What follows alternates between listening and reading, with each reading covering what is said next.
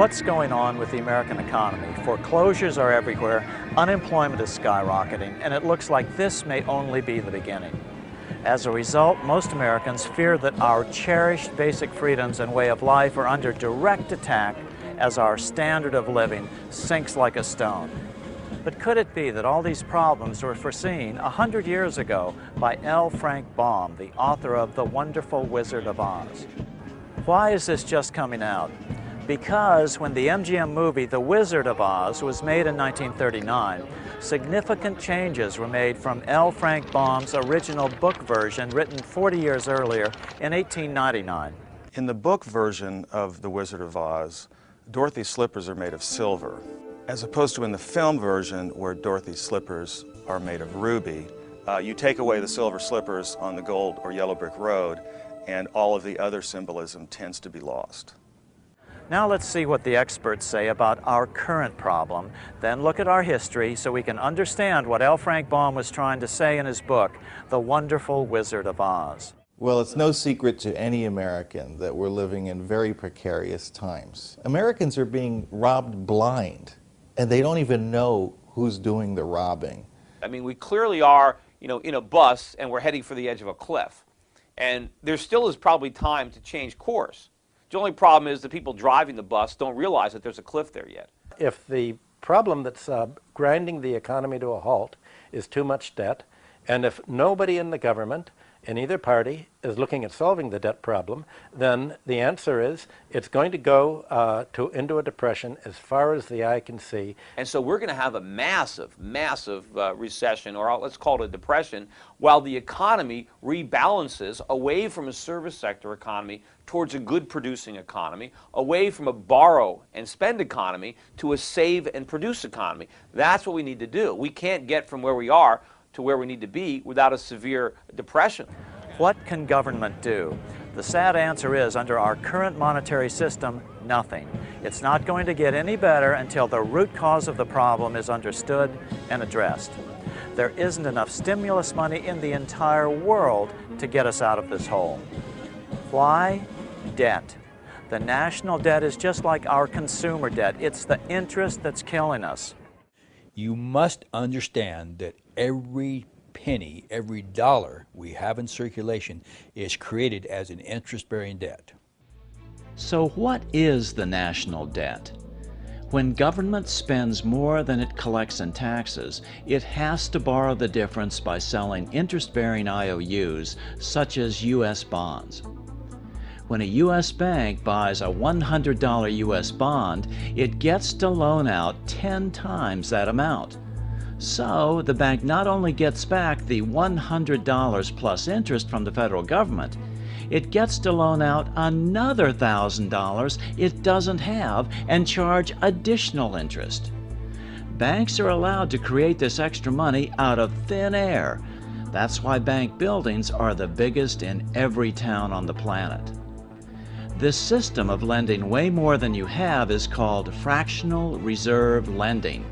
Almost all our money is created by banks, lending it to people, to companies, or to government. As we'll see, there is a better way for a government to get money. Simply issue it without debt for the benefit of all citizens equally. Abraham Lincoln did it, Ben Franklin did it, Jefferson wanted to do it.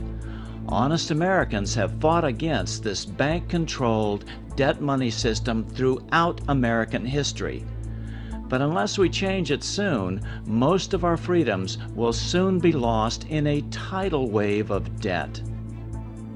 75 years ago, an employee of the Atlanta Federal Reserve explained the importance of the debt money system and how it can strangle our economy. Someone has to borrow every dollar we have in circulation. If the banks create ample money, we are prosperous. If not, we starve. When one gets a complete grasp of the picture, the tragic absurdity of our hopeless position is incredible.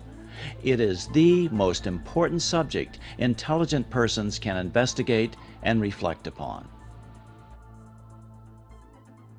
Our government should never go into debt. It doesn't need to go into debt. A government can issue the money it needs. That's absolutely right. Under our current money system, the government has to borrow our money into existence, then pay interest on it.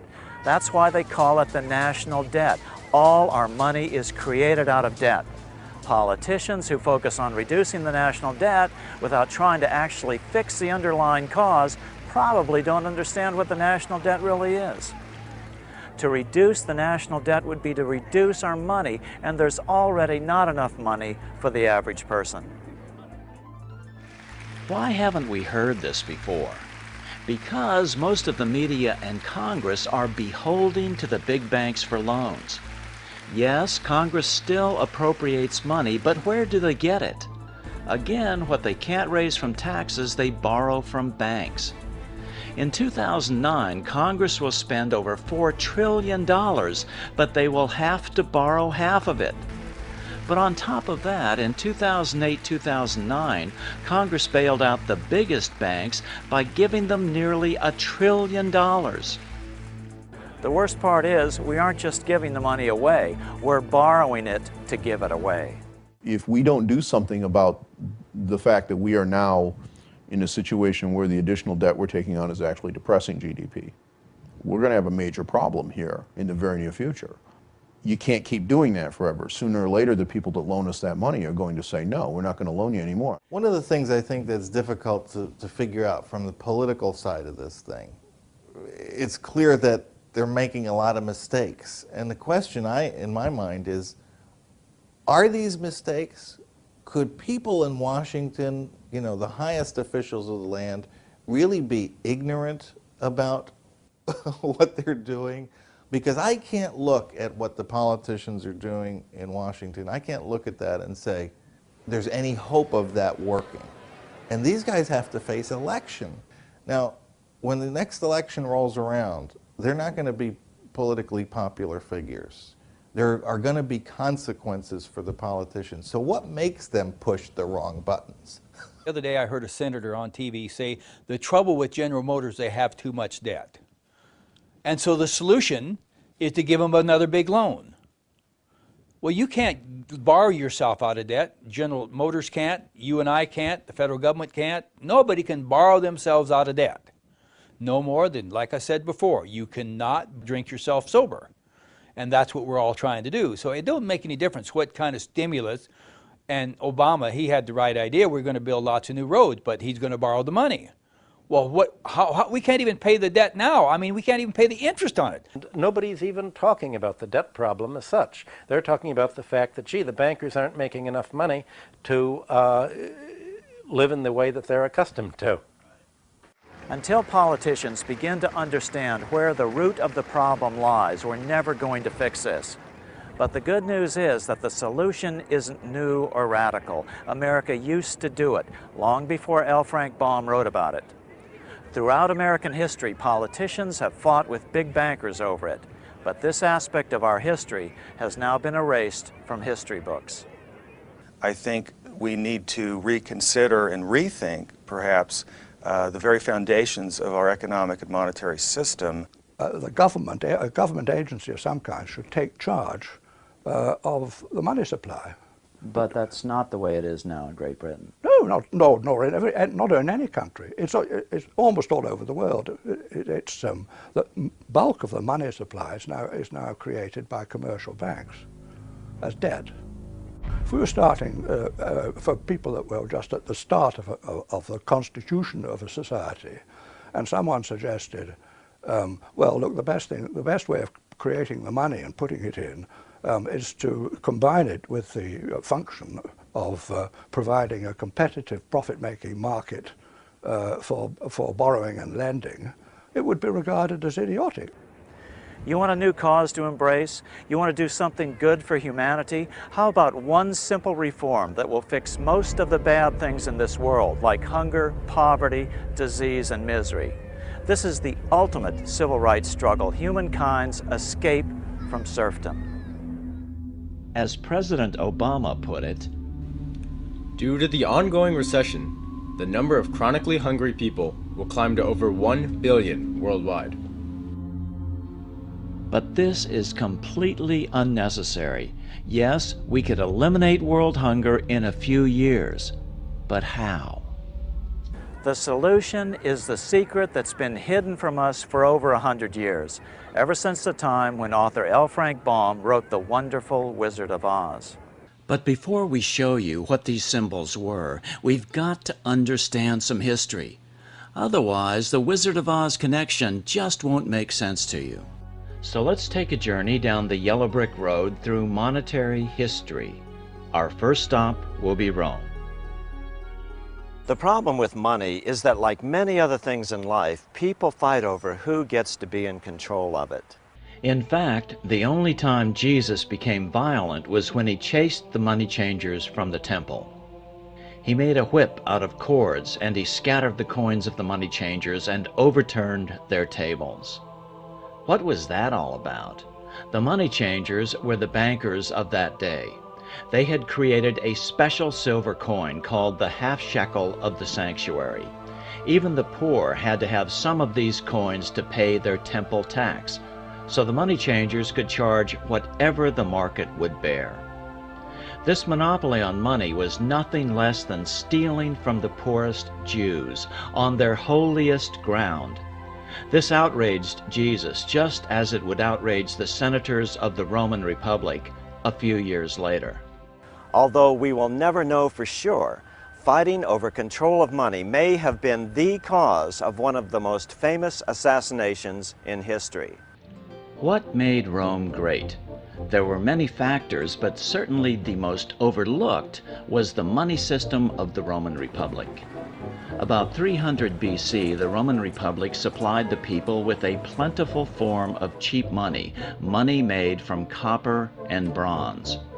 Then they spent this cheap money into the economy. It was a revolutionary idea. Today, opponents of this money system call it fiat money, money not backed by precious metals. But what the Roman Republicans had discovered was that it doesn't matter what backs the money. All that matters is who controls its quantity. Did it work back then? It was amazingly effective.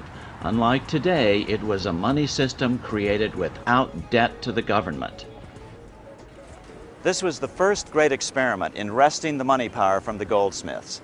This cheap form of money circulated for the benefit of all citizens equally, not just the usual gold coins, which always benefit the rich. With this new, plentiful supply of money, real wealth flowed to the common man. Without the use of either gold or silver, Rome became mistress of commerce of the world. Her people were the bravest, the most prosperous, the most happy, for they knew no grinding poverty. Her money was issued directly to the people and was composed of a cheap material, copper and brass, based alone upon the faith and credit of the nation. With this abundant money supply, she built her magnificent courts and temples. She distributed her lands among the people in small holdings, and wealth poured into the coffers of Rome. But then, suddenly Julius Caesar changed the Roman money supply drastically. He started minting gold coins with his image on them. Then he declared himself emperor for life, putting an end to Rome's great experiment in elected government. The Republicans in the Senate hated gold money and the plutocracy, ruled by the rich, that it implied. Although the senators assassinated Julius Caesar, gold money now had taken root, empowered by the very rich and the dictators they were able to buy with their gold. After Caesar's assassination, copper and brass were demonetized, taken out of circulation. The quantity of money was reduced by 90%. A deep depression set in. The average person had to sell his property just to buy basic necessities. The wealth of the nation was quickly concentrated into the hands of the richest Romans once again. Gone was the incentive to work hard and build a great nation for the common good. By 401 AD, Rome was sacked by the Visigoths, and humanity was plunged into the gloom of the Dark Ages. So, in Rome, we learned that with cheap government-issued money, the Roman Republic flourished, but under gold money, it perished. This controversy between cheap money and gold money continues throughout history and, as we'll see, is symbolized in part by the yellow brick road. Flash forward 7 centuries to 1100 AD in England. There were no banks like we think of them today. What served as banks were the goldsmiths, those who made their gold into gold coins. Although most people didn't understand it, these goldsmiths controlled the economy of the nation and thereby even the politics, even in a monarchy. By acting in concert, goldsmiths could either make money scarce or plentiful. When they made their gold money plentiful, the economy of the nation flourished. When they made their gold coins scarce, a depression set in and they could buy up assets for pennies on the dollar. About 1100 AD, King Henry I, the son of England's first Norman king, William the Conqueror, was low on gold money. A series of costly wars had depleted the royal treasury. So just as colonial Pennsylvania would do hundreds of years later, Henry created a unique form of government-issued money called tally sticks. Tally sticks did not represent any quantity of gold or any other commodity. They were simply polished sticks of wood, issued by the king, which he declared to be good for the payment of taxes. That made tally sticks just as good as any other form of money. All right, here we are in the Bank of England Museum with curator John Keyworth, and I'm holding in my hand one of the oldest forms of British money. This is called a tally stick. This is actually a very rare example of a tally stick because it has the two halves of the tally stick. The idea with the tally stick was that you cut notches in a piece of wood. Usually it was hazel, and these notches were of a prescribed size dimension. Yeah, and if you look at this one, you can see it's got 1,000-pound notches. So there's 6 notches times 1,000 pounds each. Is that the way it is? That's exactly it. So that's a 6,000-pound tally stick. Pounds. This side is called the stock. This was kept by the person who made the loan, or paid the money in. I see. And this is the foil. And which so the was foil would be spent into existence, and the idea was this splitting the stick down the middle was to prevent counterfeiting, because of course a stick splits uniquely down the middle. Because when the debt was repaid, the two pieces were put together, and if they didn't tally, something was awry. The longer half of a tally stick was called the stock, the root word for stocks and bonds or stockholders. For centuries, the supporters of gold-backed money have belittled tally sticks as an unimportant form of fiat money, one not backed by gold or silver. Some authors even claim that tallies weren't a real money system because they were only used for very large transactions, but that's just not the case. And was this the common size of tally sticks? In the Middle Ages, the average size was reckoned to be the length from the tip of his thumb to the tip of his forefinger, quite short. Because if you think of it in terms of this is 6,000 pounds. That means it's a huge, huge sum of money. So the wider the spacing, the larger the larger the amount. But it was a prescribed distance. It was an inch, and I think half an inch for hundreds and a quarter of an inch for tens. And then it became little lines drawn across with a saw. So it is clear that tally sticks were used for smaller denominations too, and worked well as an effective debt-free money system for 726 years. Without the crushing weight of debt-based money, England flourished into the greatest power on earth for many centuries. At their peak, it has been estimated that 95% of English money was in the form of tally sticks. Compare that to today, where the only debt-free government-issued money is in the form of coin, about 3% of the money supply in the UK and far less in the US. After democratizing the money power of the nation with tally sticks, King Henry then began decentralizing political power as well. King Henry granted something called the Charter of Liberties, voluntarily stating what his powers were under law. Before that, kings had assumed unlimited power. This was followed in 1215 by the Magna Carta, the basis of the U.S. Constitution. A new class began to develop, the merchant class. Trade routes grew, and new towns sprang up along them. This mercantile class needed stability, and so they supported the king, his strong central government, and the rule of law. In 1265, the first parliamentary elections were held. Government by the people in England was born. As money poured into the middle class, the small business persons of the day, feudalism began to break down, and the English Renaissance was born. By the 1600s, serfdom in England was legally banned. Humanity, at least in England, was finally set free. Literature flourished. Now there was money to support artistic endeavors like the plays of William Shakespeare. The nation was at ease due to a debt-free money. Although life in the Middle Ages was certainly not easy by today's standards, once tally sticks were killed and the nation became indebted to bankers, it got worse. After 600 years, the money changers were finally able to begin to reassert their control over English money when they convinced the Parliament to create the Bank of England. This put the banking community back in control of manipulating the quantity of English money. Now England had to borrow its money supply from banks and pay interest on it, instead of the government simply issuing its own money without such debt. So in England we learned that simple sticks of wood broke the monopoly of gold money. This debt-free money lasted for 7 centuries and allowed a small island nation to rule the waves and freedom to root deeply in the new middle class. With the goldsmiths back in control, England was now financing its wars with this bank loan money. Just 75 years later, England's war debts consumed 75% of its budget. 3/4 of British taxes were spent just on paying the interest on its war bonds.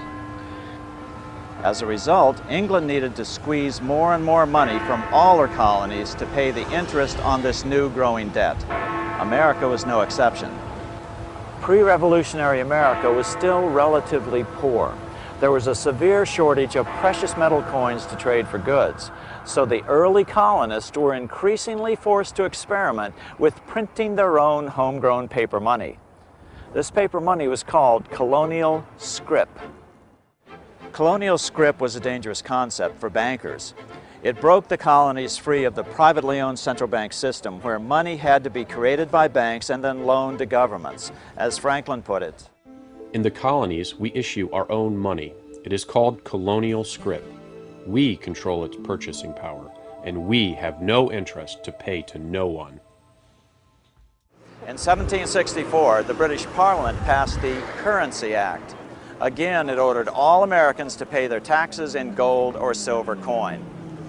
For those who believe that a return to a gold-backed money is the answer for America's current monetary problems, look what happened to America after the Currency Act of 1764 was passed. As Franklin put it, In 1 year, the conditions were so reversed that the era of prosperity ended, and a depression set in, to such an extent that the streets of the colonies were filled with unemployed. to Ben Franklin, this return to a gold money system was the basic cause for the American Revolution.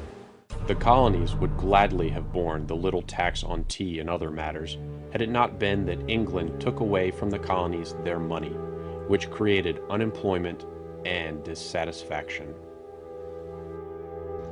Americans were mad and did everything they could to get around Britain's gold money system.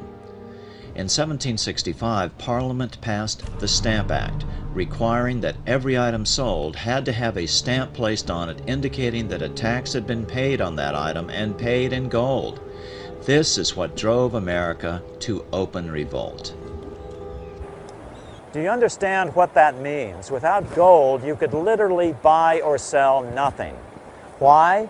Because the British had successfully forced the colonies to pay for everything using only a precious commodity, gold. This is the very definition of the word plutocracy, rule by the rich. These people that deal with gold and silver only have never spent 1 minute of actually trying to figure out how it worked in history, how it would work in real life, and the only way they can support their gold theories is they just treat it as religion and said, we don't have to understand it, we just know that that's God's money and it'll work, and that's not true. By the outbreak of the Revolution in April 1775, the colonies started printing a new form of paper money to finance the war. It was called continental currency because, unlike colonial scrip, it was the first issued by the new central government. Continentals worked great at first, but then the British started counterfeiting it massively, sending it to America literally by the bale. By the end of the war, the currency was virtually worthless. As George Washington lamented, a wagon load of money will scarcely purchase a wagon load of provisions. Earlier, colonial scrip had worked because just enough was issued to facilitate trade and counterfeiting was minimal. In other words, the quantity was controlled by the government that issued it. Gold bugs today try to claim that because paper money didn't work during the Revolutionary War, it shouldn't be used today. But keep in mind, it doesn't matter what backs your money. All that matters is who controls its quantity. Will it be your elected officials, or will it be some unelectable banker? Colonial paper money before the Revolution had worked so well that the Bank of England had Parliament outlawed and forced America to use only gold money, gold which they controlled.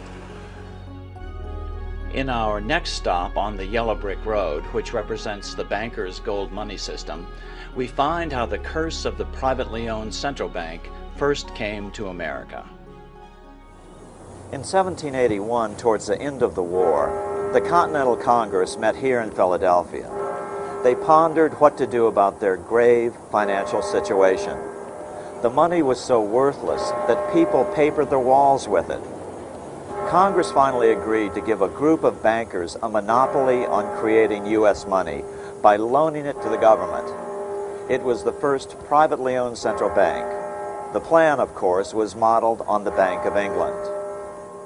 The new bank would be called the Bank of North America. It would be the first of a string of controversial, privately owned central banks, which Congress would charter, then in the face of public outrage, uncharter over the years. 4 years later, in 1785, the value of the new currency had plummeted. Inflation was rampant. Prices had risen by 72%. So, after a stiff battle, Congress killed this, the first privately owned central bank in America. 2 years later, when it came time to write the Constitution in 1787, many of the delegates did not remember how well America's government-issued paper money had worked in Pennsylvania. They were still stung by the inflation of the Bank of North America and the hyperinflation during the Revolution, primarily caused by British counterfeiting. Strangely, the Constitution allows the federal government to borrow money, but is silent on the federal role in printing paper money, known in the language of the day as emitting bills of credit. This defect in the Constitution is at the root of all our economic problems today. 2 years after the U.S. Constitution was signed, debt-free money was tried in Sweden in 1789, but with tragic results. To pursue a war with Russia, King Gustav III persuaded the Swedish Parliament to print debt-free money called riksgälds. This was very costly to the bankers. Sweden had learned the secret of simply printing its own money without debt. In 1792, only 3 years into the experiment, King Gustav was assassinated by moneylender Jacob Johan Ankerström. As is frequently the case in time of war, too many riksgälds were printed. The quantity was not controlled. A nation will sacrifice everything for survival during time of war. So, inflation ruined the debt-free money experiment in Sweden by 1834, just as it had a few years earlier during the American Revolution, again because the quantity was not controlled. One mistake the Constitution didn't make was to mandate that the federal government pay all its debts only in gold. Then we would have wound up with the same system that had caused the revolution in the first place. It does mandate that for state governments, but that has never been adhered to. All the Constitution had to do was to mandate that only Congress could issue the nation's money, debt-free, just like most people think happens today. This defect in the Constitution left the door wide open for bankers to ram a bill through Congress in 1791, 4 years after the Constitution had been signed, to turn over creation of the nation's money to private bankers once again. Like all the privately owned central banks that would follow, the new bank was given a name that would deceive people into thinking it was part of the U.S. government, but it was not. It was called the First Bank of the United States. This is actually the original building here in Philadelphia. After a contentious debate, Congress finally granted the new bank a 20-year charter, a private monopoly. Again, the nation's money would be created out of thin air by the new bank and loaned to the government and to private individuals, all at interest, just as our money supply is created today. So, if there was $100 million worth of money in the economy, there would be $100 million worth of national debt. Debt the citizens and their children would have to pay interest on by taxation. And so it is today. The national debt is roughly the same as the national money supply. As Secretary of State, Jefferson watched the borrowing with sadness and frustration, unable to stop it. I wish it were possible to obtain a single amendment to our Constitution, taking from the federal government the power of borrowing. Although Jefferson served 2 terms as president from 1801 to 1809, nothing was done until the bank's charter came up for renewal in 1811. The press openly attacked the bank, calling it a great swindle. Some writers have claimed that the head of the Bank of England warned that the United States would find itself involved in a most disastrous war if the bank's charter were not renewed. After another contentious debate, the bank's renewal bill was defeated by a single vote in Congress. Within 5 months, the War of 1812 was on. In 1813, Jefferson wrote to his son-in-law, John Epps, Although we have so foolishly allowed the power of issuing our own debt-free money to be filched from us by private individuals, I think we may recover it. The state should be asked to transfer the right of issuing paper money to Congress in perpetuity. Jefferson had it exactly right. Congress and only Congress should have the right to issue America's paper money, and at no interest to no one. In 1814, the British successfully attacked Washington and burned the White House and the Capitol. After the conclusion of the War of 1812, the very next year, the bankers were back trying to get Congress to reinstate their precious privately owned central bank. Jefferson lashed out in a letter to then Treasury Secretary Gallatin. The Treasury, lacking confidence in the country, delivered itself bound hand and foot to bold and bankrupt bankers pretending to have money, whom it could have crushed at any moment. But despite Jefferson's protests, in 1816, Congress passed a bill giving another 20-year charter to a new privately owned central bank, the second bank of the United States. Once again, the English debt money system was back in control of America. It was almost like the revolution had never happened. But then the bankers ran headlong into Old Hickory, Andrew Jackson. By 1828, opponents of the bank nominated Senator Andrew Jackson of Tennessee, the hero of the final battle of the War of 1812, to run for president. The banks poured millions into Jackson's defeat, but to no avail. The American people were fed up with the privately owned central bank and wanted out. Jackson was swept into office. In 1832, with Jackson's re-election approaching, the bank tried to have their charter renewed early in the hopes that Jackson wouldn't want the controversy of a fight with bankers just before the election. They were wrong. Although Congress passed the renewal bill, Jackson vetoed it. His veto message drew a direct line between the bank and its masters in the Bank of England.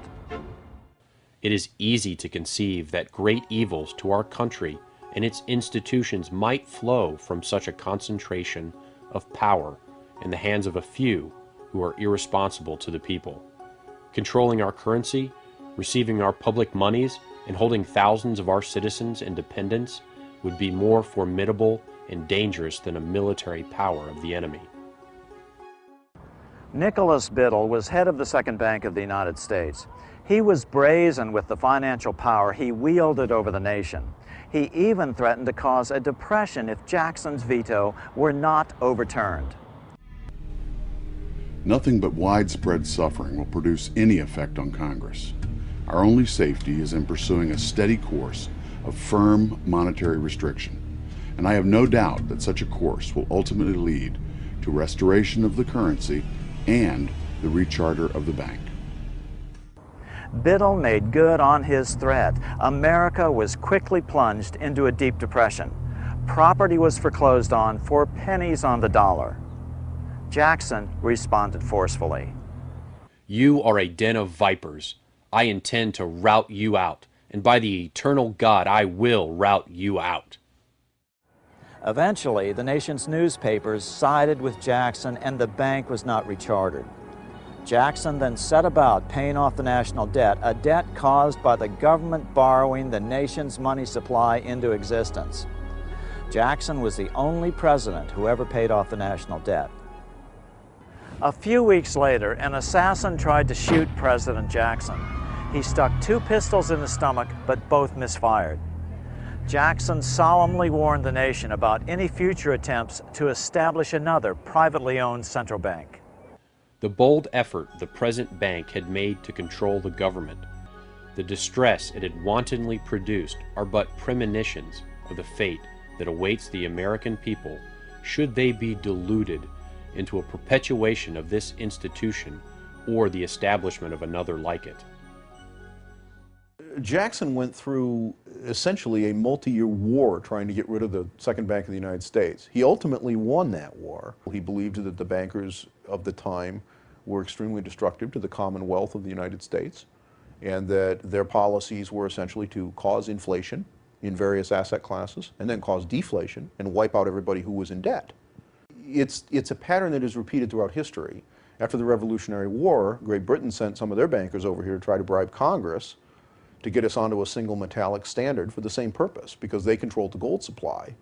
And if you control the quantity of the money, nobody else cares about anything else. You can cause depressions, deflation, inflation anytime you'd like, for your own political and monetary benefit. And if you can give people cheap credit that they cannot afford, human nature is that people will take whatever you give them for free, okay?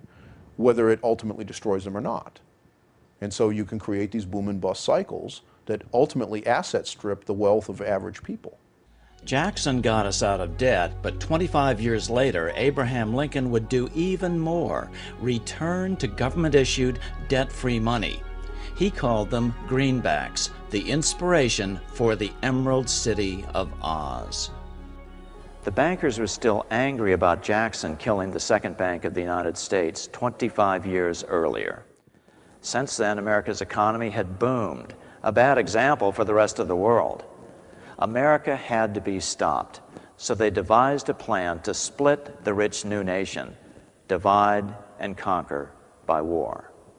As Chancellor of Germany, Otto von Bismarck put it in 1876, I know of absolute certainty that the division of the United States into 2 federations of equal force was decided long before the Civil War by the high financial powers of Europe.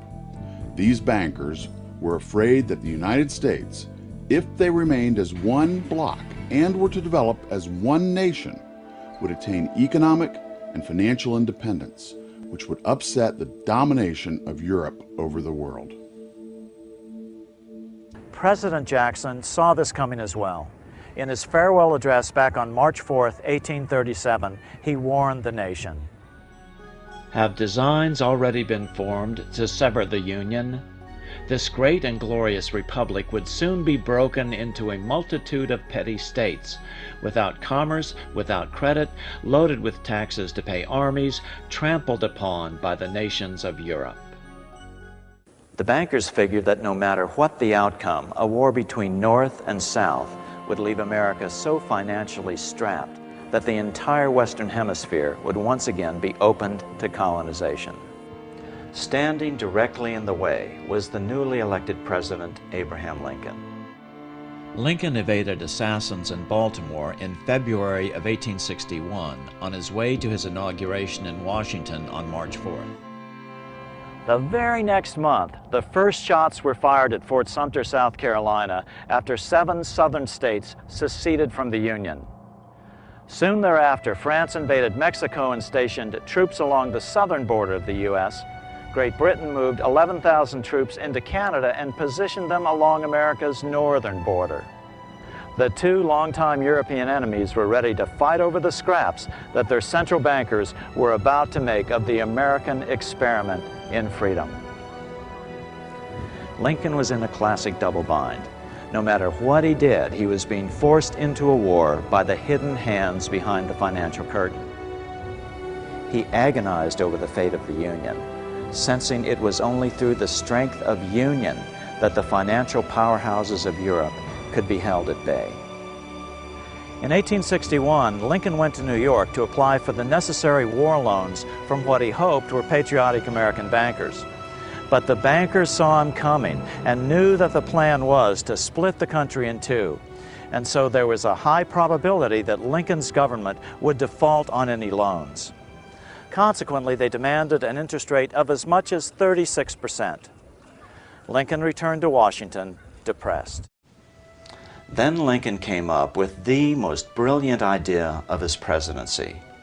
He decided to return to America's colonial monetary roots, have the government issue their own money. So that is exactly what Lincoln did. From 1862 to 1865, he printed $450 million of the new bills, which he called U.S. notes. To distinguish them from debt-based money, he had them printed in green ink on the back with a red seal on the front. That's why the notes were called greenbacks. Since Congress had declared greenbacks to be legal tender for all debts, Lincoln was able to pay his troops and buy their supplies with this new money, all created at no interest to the federal government. As MIT professor Dr. Davis Rich Dewey would write 40 years later in his Financial History of the United States, the underlying idea in the greenback philosophy is that the issue of currency is a function of the government, a sovereign right which ought not to be delegated to corporations. On April 14, 1865, 41 days after his second inauguration and 5 days after the end of the Civil War, Lincoln was shot by John Wilkes Booth at Ford's Theater. The Chancellor of Germany, Otto von Bismarck, lamented the death of Abraham Lincoln. The death of Lincoln was a disaster for the world. There was no man great enough to wear his boots. I fear that foreign bankers, with their torturous tricks, will entirely control the exuberant riches of America and use it systematically to corrupt modern civilization. They will not hesitate to plunge the whole world into wars and chaos in order that the earth should become their inheritance. 10 years after Lincoln's death, Bismarck himself narrowly escaped an assassination attempt in 1875. After the death of President Lincoln, the bankers began to reassert their control over America's money. This was no easy task. Lincoln's greenbacks, just like Rome's plentiful debt-free coins and England's debt-free tally sticks, were generally popular, and their existence had let the genie out of the bottle. The public was becoming accustomed to debt-free money. Popular songs sang the greenbacks' praises.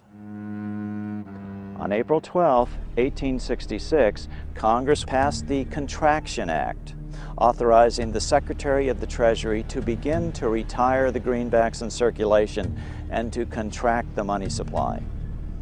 Authors Ted Thorne and Richard Warner explained the results of the money contraction in their book on the subject, The Truth in Money Book. The hard times which occurred after the Civil War could have been avoided if the greenback legislation had continued as President Lincoln had intended. Instead, there were a series of money panics, what we call recessions, which put pressure on Congress to enact legislation to place the banking system under centralized control. In 1866, there was $1.8 billion in currency in circulation in the United States, about $50.46 per capita. In 1867 alone, $500 million was removed from the U.S. money supply. 10 years later, in 1876, America's money supply was reduced to only $600 million. In other words, 2/3 of America's money had been called in by the bankers. Incredibly, only $14.60 per capita remained in circulation. What's so important about how money was withdrawn from the U.S. money supply? Because this is the real cause of depressions, deliberate manipulations of the money supply by big bankers to get what they want politically. The very thing King Henry was trying to put a stop to when he created tally sticks in 1100 AD. 10 years later, the money supply had been further reduced to only $400 million, even though the population had boomed. The result was that only $6.67 per capita remained in circulation, an 84% decline in just 20 years. The people suffered terribly in a protracted, severe depression. Now let's put these percentage figures into perspective. On January 28, 2009, the world's business and government leaders met in Davos, Switzerland at the annual World Economic Forum, which they optimistically titled "Shaping the Post-Crisis World," as though someone had already fixed the problem. According to Reuters, the world's largest news service, the world's money supply had nearly been cut in half in the previous 15 months. 40% of the world's wealth was destroyed in the last 5 quarters. It is an almost incomprehensible number. And how does that compare to the Great Depression of the 1930s? Nobel Prize-winning economist Milton Friedman put it this way in his 1996 interview with National Public Radio. The Federal Reserve definitely caused the Great Depression by contracting the amount of currency in circulation by 1/3 from 1929 to 1933. In other words, by January of 2009, the world's money supply had been contracted more than that which caused the Great Depression in America in the 1930s. Some believe the economic crisis that began in 2008 is still being completely manipulated by the big banks. But it is more likely that their debt money system has finally spiraled out of even their control. In 2008 and 2009, nations poured unprecedented money into the system to prevent its collapse. At the very least, unprecedented inflation will surely follow. After Lincoln's death, the big bankers began returning America to the yellow brick road of financial serfdom. But first, they had to get rid of the silver slippers. But the bankers were not done bringing post-Civil War America to its knees. They wanted to take all silver money out of the system and make only gold be money. In 1872, a British banker named Ernest Zed was given £100,000, about $5 million in today's money, by the Bank of England and sent to America to bribe the necessary congressmen to get silver demonetized to further reduce the money supply. The Bank of England wanted America's money in their control, and what better way to achieve that than mandating a gold-only money system?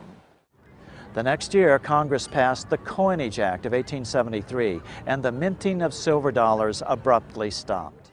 Newspapers derided the act as the crime of '73. Everybody knew about it. The average American hated it. Demonetizing silver made money even more scarce. It put the bankers, who were the primary holders of gold, in even greater control of America. It's been a puzzle to a lot of economic historians, this obsession with keeping the amount of currency so strictly limited. It didn't seem to comport with the expanding economy of the time. You have this rapidly expanding economy. You have immigration that in part's fueling it. You have westward expansion. You have new industries, new technologies, and yet you have a restricted money supply, which makes it increasingly difficult for people to engage in consumption and purchases and other types of economic activity. By 1873, L. Frank Baum was just 17 years old, but he was already publishing a local newspaper in his hometown of Chittenango, New York. By 1877, the nation was in an uproar over the hated crime of '73. Riots broke out from Pittsburgh to Chicago. The torches of starving vandals lit up the sky. The bankers huddled to decide on their next move. They decided to hang tough. At the 1877 meeting of the American Bankers Association, the ABA, they urged their membership to do everything in their power to put down the notion of a return to greenbacks. The ABA Secretary, James Buell, authored a letter to the members that blatantly called on the banks to subvert not only Congress, but the press. It is advisable to do all in your power to sustain such prominent daily and weekly newspapers, especially the agricultural and religious press, as will oppose the greenback issue of paper money, to repeal the act creating banknotes, or to restore to circulation the government issue of money, will be to provide the people with money and will therefore seriously affect our individual profits as bankers and lenders. See your congressman at once and engage him to support our interest that we may control legislation. Political parties advocating a return to greenback money sprang up and ran candidates for Congress and president. In the 1878 elections, 21 independents were swept into Congress, mostly greenbackers. 2 years later, in 1880, the American people elected General James Garfield president. Garfield understood how the economy was being manipulated. As a congressman, he had been chairman of the Appropriations Committee and was a member of the Banking and Currency Committee. Garfield understood the ability of the very wealthy to manipulate gold money. He investigated the cause of the Black Friday gold market scandal of 1869, when financier Jay Gould and others cornered the gold market, causing wild fluctuations in the price. This is a photograph of the actual quote board from the New York gold trading room, which Garfield introduced as evidence during a congressional investigation the following year. This is Garfield's handwriting. After his inauguration, he slammed the money changers publicly in 1881. Whoever controls the volume of money in any country is absolute master of all industry and commerce. And when you realize that the entire system is very easily controlled, one way or another, by a few powerful men at the top, you will not have to be told how periods of inflation and depression originate. Garfield understood. Perhaps only coincidentally, however, within a few weeks of making this statement on July 2nd, 1881, President Garfield was assassinated. After Garfield's assassination, the Depression deepened, leaving the unemployed to face poverty and starvation.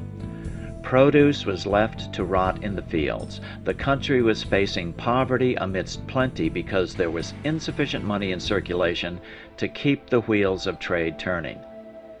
The country sorely needed the sort of liquidity urged by Lincoln and the Greenbackers, but the bankers insisted that allowing the government to print its own money would be dangerously inflationary.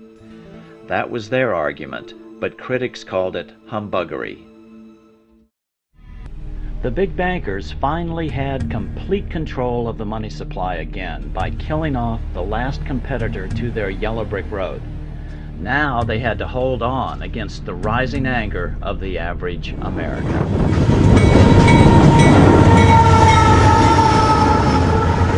In 1888, L. Frank Baum moved his family to Aberdeen, Dakota Territory to open a general store. Baum sympathized with the local farmers hard hit by the combination of scarce money and a severe drought. Unfortunately, he got so deeply in debt that the bank foreclosed on the store. In 1890, Baum, at age 34, started a local newspaper. It was an election year and politics was a hot topic in the Midwest. The 1890 congressional elections were a landslide for the Democratic Party. Only 300 miles south of Aberdeen, South Dakota, in Omaha, Nebraska, one of the newly elected congressmen was William Jennings Bryan, the man who would become known as the Lion of the Free Silver movement. A few years later, L. Frank Baum would closely follow the meteoric career of Bryan and even create the character of the Cowardly Lion to symbolize his political career. The year 1890 saw no economic relief in Dakota Territory, so Baum's newspaper folded at the end of the year. In 1891, Baum moved his family to Chicago, where he took a job at the Chicago Evening Post. Meanwhile, back on the national front, the bankers are ready to unleash additional monetary restrictions. Their methods and motives were laid out with shocking clarity in a memo sent out by the American Bankers Association, the ABA, in 1891. Notice that this memo called for bankers to create a depression on a certain date 3 years in the future. Here's how it read in part. Note the telling reference to England, home of the mother bank. On September 1st, 1894, we will not renew our loans under any consideration. On September 1st, we will demand our money. We will foreclose and become mortgagees in possession. We can take 2/3 of the farms west of the Mississippi and thousands of them east of the Mississippi as well at our own price. Then the farmers will become tenants as in England. The next year, a leaflet known as the Panic Circular was issued by the American Bankers Association and was subsequently published in many newspapers. It urged all national banks throughout the United States to help deepen the money panic. Silver, silver certificates, and treasury bonds, that is to say all the government's money, must be retired, and interest-bearing national banknotes made the only money. You will at once retire 1/3 of your circulation, your paper money, and call in 1/2 of your loans.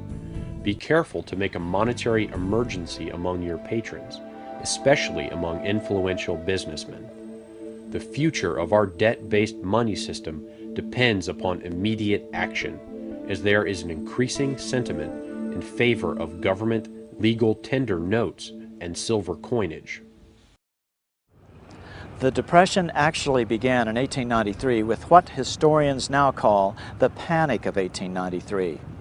It all started when European investors demanded payment only in gold, draining gold reserves in the U.S. Again, America was being forced by the Europeans onto a gold-only money system. The results were as inevitable as before. A deep depression quickly set in as the major holders of gold in Europe choked the life out of the American economy. In total, over 15,000 companies and 500 banks failed, most of them in the West. Unemployment skyrocketed 600%, up to over 18% nationwide by 1894. With the winter of 1894 coming on, untold thousands of farms were foreclosed on. As a result, many families had to walk away from recently built homes. It's said that the image of the vacant Victorian haunted house originated from this era. These depressions could be controlled fairly easily with America on the gold standard, and the banks own most of the gold. Since gold is scarce, it is one of the easiest commodities to manipulate. People wanted silver money legalized again so they could escape the stranglehold the money changers had on gold-backed money. People wanted silver money reinstated, reversing Mr. Said's Act of 1873, by then called the Crime of '73. Bankers and financial institutions tended to oppose silver as part of the backing of the currency. They didn't have control over the mining and production of silver in the West, and without that control, they couldn't have the overall control they liked over the currency. Most monetary reform advocates today argue that the solution to our current economic woes is a return to a gold standard. This would require that our money be backed by a certain percentage of gold. Interestingly, they used the same terms that bankers of the late 19th century used. They called gold-backed money honest money and constitutional money. I worked for a gold dealer for a short time, and I would sit there in a room with 40 people calling and trying to sell gold all day long on the phone. And every one of them was telling them to get rid of that worthless money and buy the good money. Then it comes to the end of the month and every one of them walked into the office and wanted the bad money for their pay. As the Depression deepened and big banks continued to buy up farmers' foreclosed properties, a lion emerged out of Nebraska to try to break their deadly chokehold on the American economy. 1896 was a pivotal year in American history. L. Frank Baum was now living in Chicago and deeply interested in politics. But to make a living for his wife and 4 children, he worked as a traveling salesman. When he was home, he was writing his first children's stories. On the political front, the presidential campaign of 1896 would see the explosive money issue dominate the election. The farmers of the West were sick and tired of the bankers not lending out their gold money. In fact, most of the money that was still in circulation was about $300 million worth of Lincoln's old greenbacks. A virtually unknown former congressman from Nebraska, William Jennings Bryan, ran for president as a Democrat and embraced the free silver issue, which the Populist Party had unsuccessfully tried earlier. Bryan's father had been an ardent greenbacker. The New York bankers were well aware of the anger and tried to control the 1896 Democratic Convention. An article said to have been published in a banker's magazine of 1892 shows not only their attempts to manipulate the politics of the day, but also their deep contempt for the average American voter, whom they refer to as the inferior social stratum of society. We must go forward cautiously and consolidate each acquired position, because already the inferior social stratum of society is giving unceasing signs of agitation. Let us make use of the courts. When through the law's intervention the common people shall have lost their homes, they will be more easy to control and more easy to govern, and they shall not be able to resist the strong hand of the government acting in accordance with the control of the leaders of finance. As the quote continues, notice how they try to manipulate the population into focusing on diversionary political issues. We must keep the people busy with political antagonisms. We will therefore speed up the question of reform of tariffs within the Democratic Party, and will put the spotlight on the question of protection for the Republican Party. By dividing the electorate this way, we'll be able to have them spend their energies at struggling amongst themselves on questions that for us have no importance whatsoever. Now let's return to the 1896 Democratic Convention. The issues were remarkably similar. William Jennings Bryan represented the embodiment of all the Democrats' wrath against the gold money system. At the Democratic National Convention in Chicago in 1896, Bryan made an emotional speech entitled "Crown of Thorns and Cross of Gold." Bryan's speech was so powerful that it propelled him from relative obscurity to the presidential nomination on the 5th ballot at the tender age of 36. Amazingly, we have Bryan's actual voice recreating portions of this famous speech recorded years later with the advent of recording technology. Although the recording does not capture the power of the original moment, it does allow us to hear Bryan's voice. I come to speak to you in defense of a cause as holy as the cause of liberty, the cause of humanity. Never before in the history of this country has there been witnessed such a contest as that through which we have just passed. Bryan's recreation recording then skips significant portions of his original speech. According to the official proceedings of the Democratic National Convention, Bryan continued with these important references to America's monetary history. What we need is an Andrew Jackson to stand as Jackson stood against the encroachments of aggregated wealth. We say in our platform that we believe that the right to coin money and issue money is a function of government. We believe it. We believe it is a part of sovereignty. Those who are opposed to this proposition tell us that the issue of paper money is a function of the bank, and that the government ought to go out of the banking business. I stand with Jefferson rather than with them, and tell them, as he did, that the issue of money is a function of the government, and that the banks should go out of the governing business. Remember the 1892 memo from the Bankers magazine, which bragged that they would try to busy the Democrats with the tariff issue? Here's where Bryan refers to that very issue. They ask why it is we say more on the money question than we say upon the tariff question. I reply that if protection has slain its thousands, the gold standard has slain its tens of thousands. When we have restored the money of the Constitution, all other necessary reforms will be possible, and that until that is done, there is no reform that can be accomplished. However, the gold standard and its 30-year-long restriction on the money supply had become so unpopular that even most Republicans had come out against it. Now, Bryan's recording picks back up. They will search the pages of history in vain to find a single instance where the common people of any land have ever declared themselves in favor of the gold standard. They can find where the holders of fixed investments have declared for a gold standard, but not where the masses have. If they dare to come out in the open field and defend the gold standard as a good thing, we will fight them to the uttermost. We will answer their demand for a gold standard by saying to them, "You shall not press down upon the brow of labor this crown of thorns. You shall not crucify mankind upon a cross of gold." The bankers were scared. The average American farmer was mad about the lack of a plentiful money supply. Now it looked like they had finally gained sufficient political force to win the highest office in the land and disrupt all the bankers' plans. As a result, the 1896 campaign was among the most fiercely contested presidential races in American history. Though Bryan was only 36 years old at the time, this speech is widely regarded as the most famous oration ever made before a political convention. The McKinley campaign outspent Bryan by a 5-to-1 margin. Bryan's strategy was to take his political campaign on the road. Bryan invented the National Stumping Tour.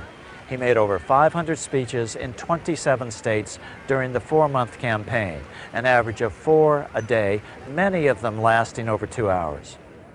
Across the nation, tens of thousands of Americans rallied around Bryan's appearances with torchlight parades. L. Frank Baum's own son wrote that Baum marched in more than one torchlight parade for Bryan. The battle became so heated that thousands of miles away in Alaska, the highest mountain in North America, Mount McKinley, was even named for Bryan's opponent, Republican William McKinley. It seems that the first gold miner on the mountain, a man named William Dickey, named the mountain in honor of the gold money candidate in retaliation because his many silver mining friends so zealously supported William Jennings Bryan. McKinley got manufacturers and industrialists to inform their employees that if Bryan were elected, all factories and plants would close and there would be no work. The ruse succeeded. McKinley beat Bryan by a small margin. Bryan ran for president again in 1900 and in 1908, but fell short each time. But the threat his presence presented to the national bankers afforded the Republican alternatives, Roosevelt and Taft, a measure of independence from the bankers.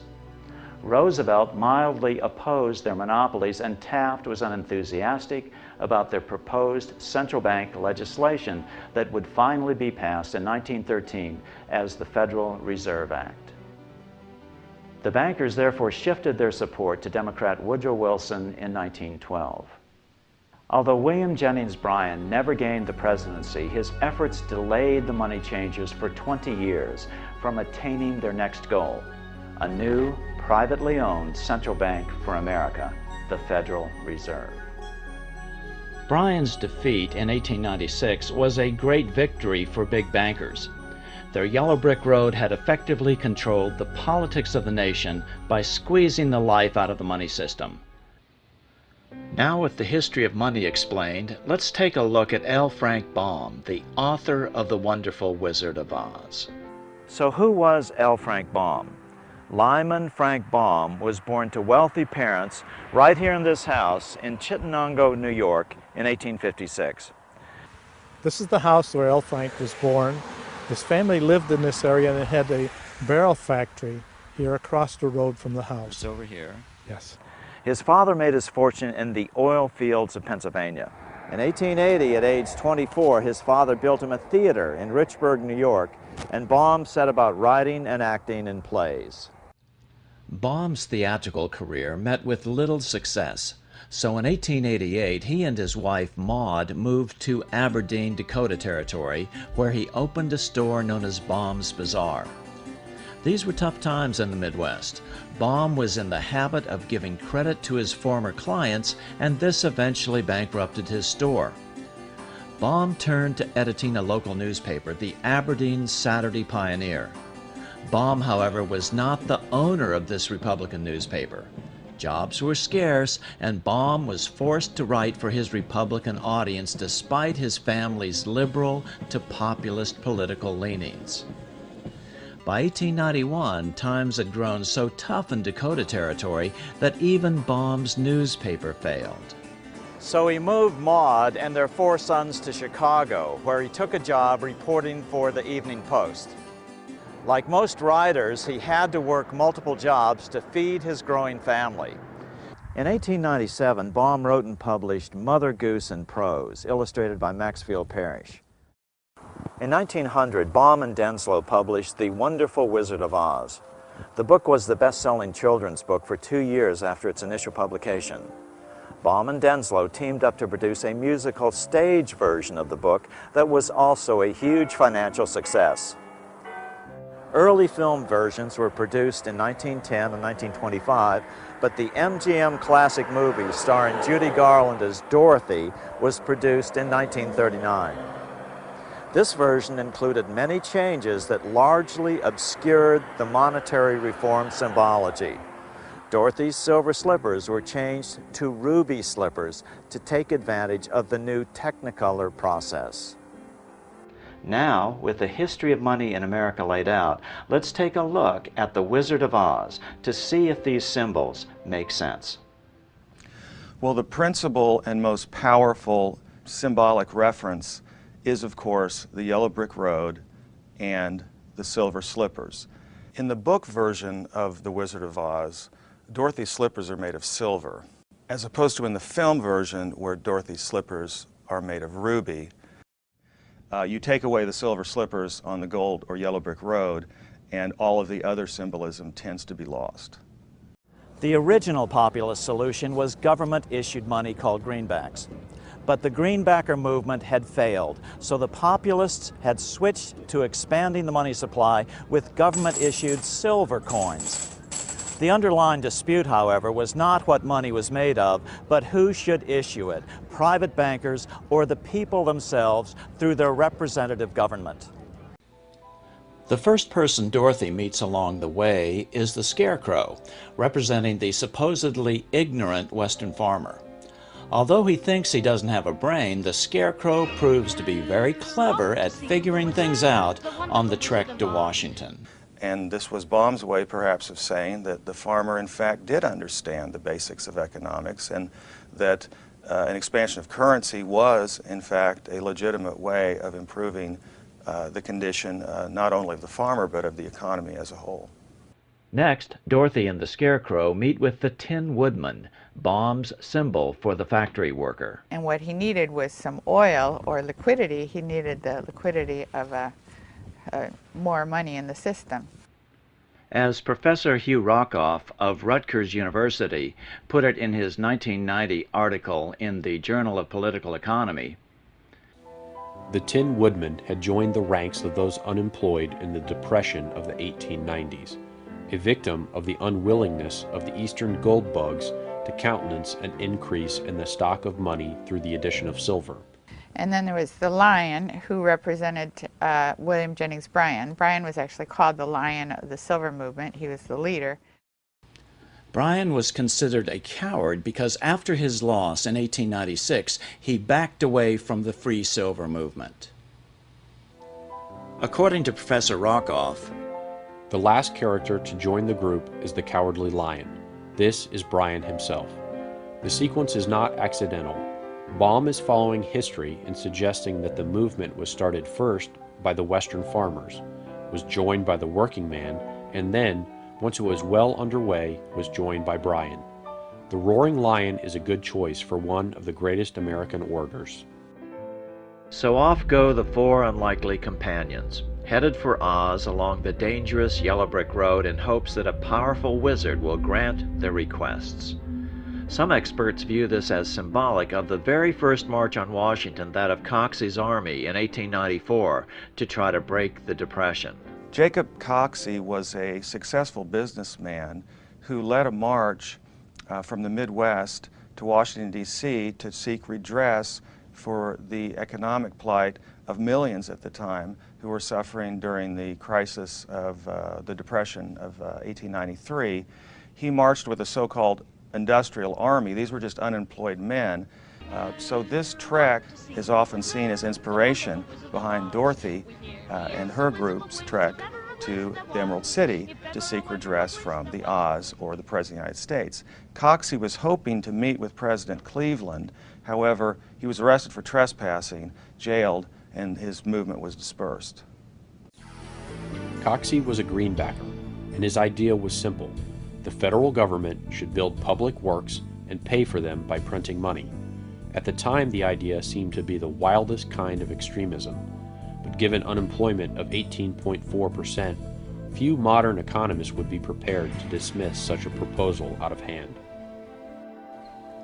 On the trek to Oz, the Cowardly Lion falls asleep in a field of poppies. But why poppies?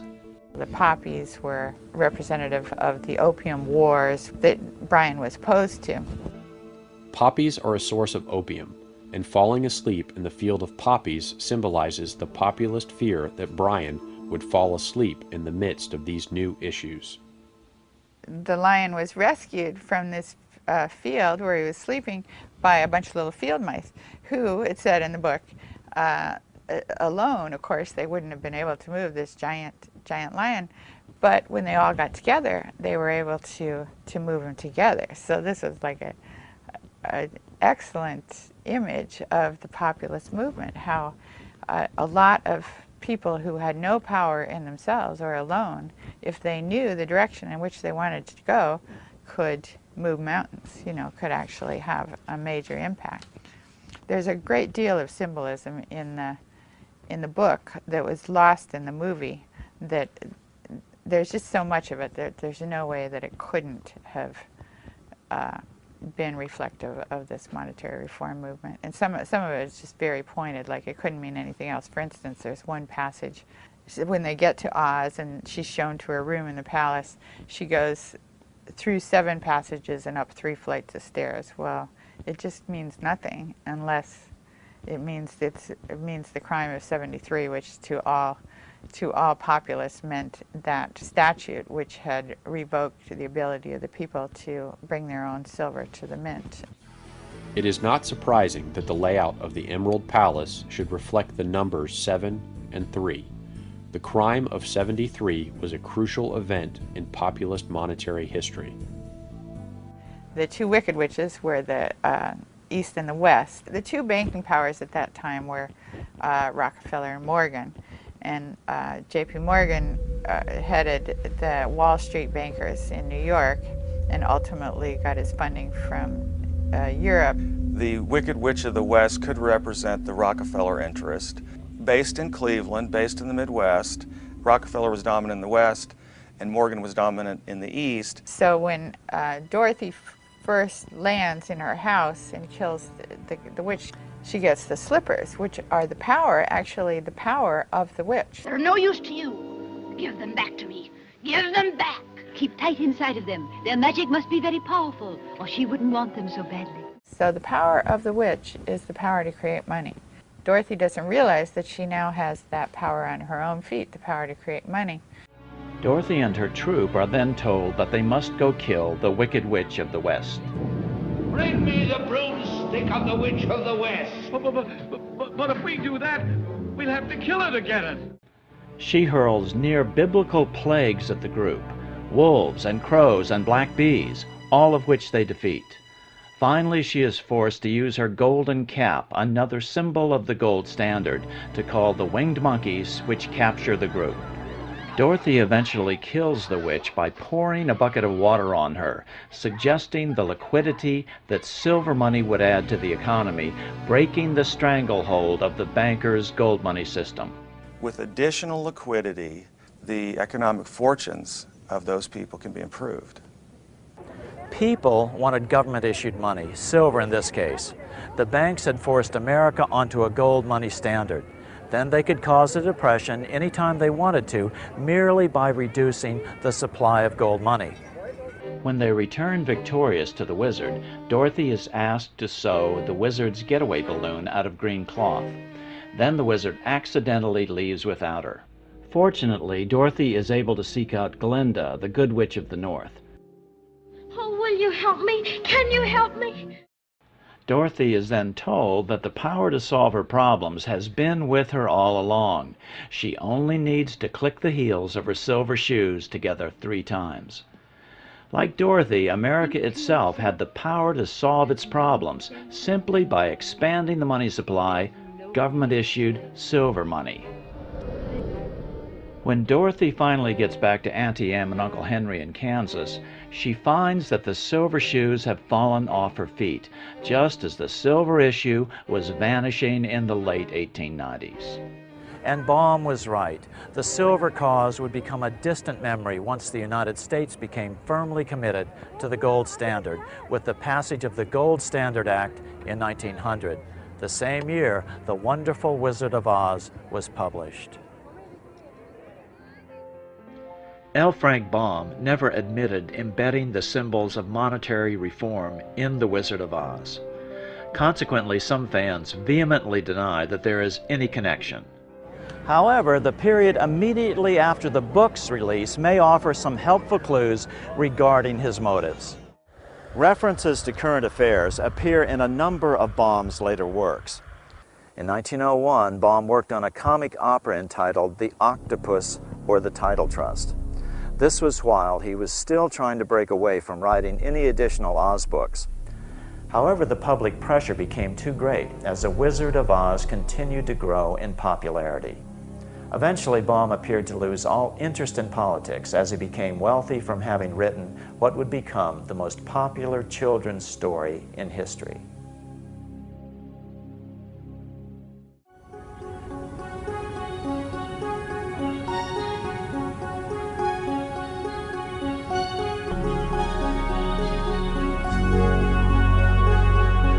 So what can we do about this? There are several alternatives. They fall into 2 general categories: actions at the federal level and actions at the state level. There are 3 basic federal level solutions, all of which have at their core that government should issue and control the quantity of money, and commercial banks can only lend out the money they actually have. British citizen James Robertson splits up the money power between 2 competing governmental bodies. The British government would publish monetary objectives approved by Parliament, for example, an inflation range of 2 to 3%. Then the Bank of England would create just enough debt-free money to achieve those objectives.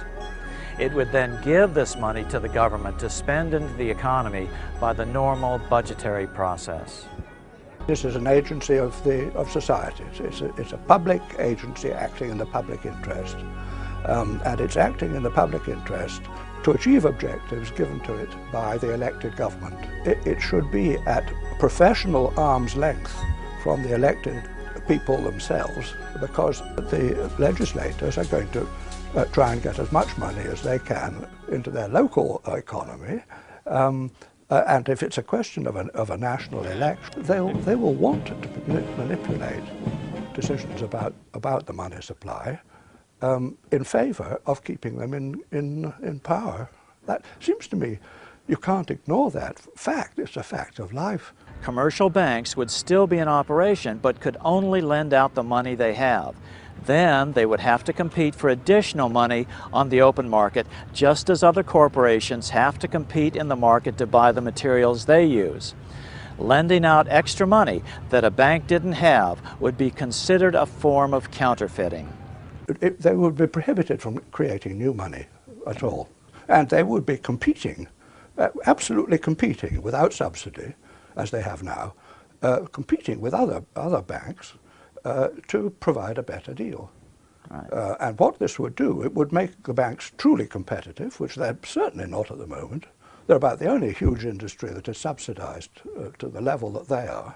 And also, a competitive market for borrowing and lending would encourage new entrants to come in, you know, much more than they can get in now, when the existing licensed banks are so highly subsidized by the permission that they are given to create new money. Right. In other words, banks could only lend money they actually had. Absolutely. And I think that that's the situation that the Central Monetary Authority should be in. It should create the money debt-free, and it should give it to the government to spend into circulation. In Ellen Brown's solution, the government would create all the money debt-free. The solution to all this is to return to the government-issued money of the American colonists, and particularly the colony of Pennsylvania, which had its own bank and issued government credit. Congress feels that they have to bail out the banking system, and the real reason is that we think that we're dependent on this banking system for our credit, but we're not. Like Dorothy and all the characters in The Wizard of Oz, we have the power to create our own money and our own credit. The government's mentality in general seems to be, we'll do what we have to do and we'll worry about paying for it later. But what you could do is pay for it now. In other words, you don't have to pay for it later. You don't have to pay for it with debt. You can just pay for it with money. In the Money Master's solution, the government creates all the money in the form of debt-free U.S. notes, or their electronic equivalents, and then spends that money into existence through the normal budgetary process. Existing money is, of course, replaced one for one with the new debt-free money. The national debt is paid off with this new money as well, but to prevent inflation, reserve requirements are gradually raised on the commercial banks, requiring them to maintain 100% reserves. In other words, banks could then only loan out money they actually have.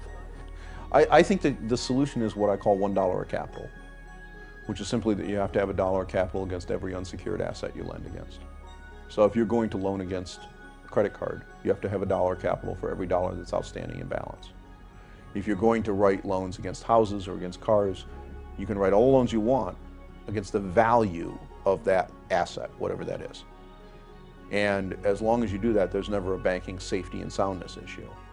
Solutions at the state level will be easier to achieve initially before reform at the federal level is politically possible. An interesting fact is you don't have to have a federal charter to create a bank. States can charter banks as well.